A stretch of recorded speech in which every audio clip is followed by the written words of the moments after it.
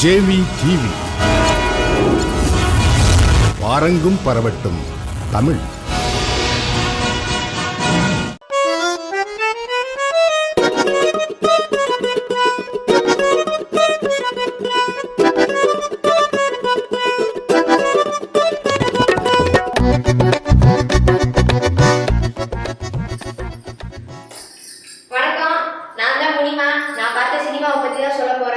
முடிமாவுக்கும் சினிமாவுக்கும் என்ன சம்பந்தம்லாம் நினைச்சு கூடாதீங்க.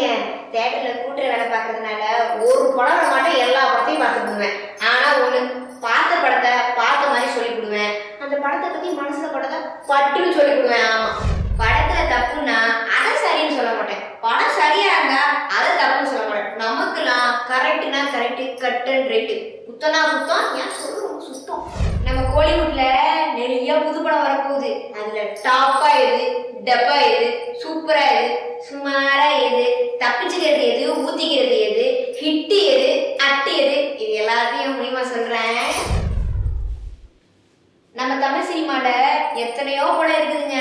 வந்து ஓடின படம், ஓடக்கூடாதுனே வந்த படம், நொந்து நூடுல்ஸான படம், சொல்லியே தியேட்டரை விட்டு ஓடின படம், ஏன்டா வந்ததுன்னு நினைச்ச படம், ஏன்டா வந்தோன்னு நினைச்ச படம், கலெக்ஷன்ல கலக்குன படம், ப்ரொடியூசர் வைத்த கலக்குன படம், பொழுதுபோக்கான படம், நம்ம பொழுத வீணா போக்குன படம், கைத்தட்ட வச்ச படம், கையை கடிச்ச படம், ஆப்பு வச்ச படம், ஆப்ரேட்டரே ஆஃப் பண்ண நினைச்ச படம், இப்படி எக்கச்சக்கமான படம் இருக்குதுங்க. எல்லாத்தையும் பத்தி முடியுமா அப்புறமேல சொல்றேன்.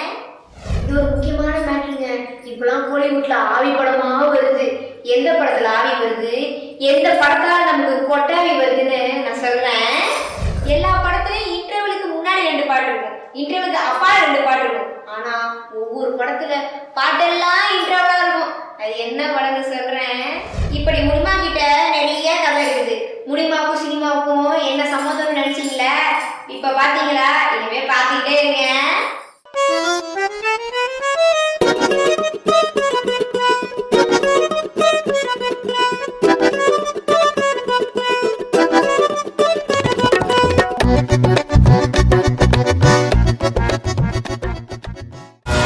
JV TV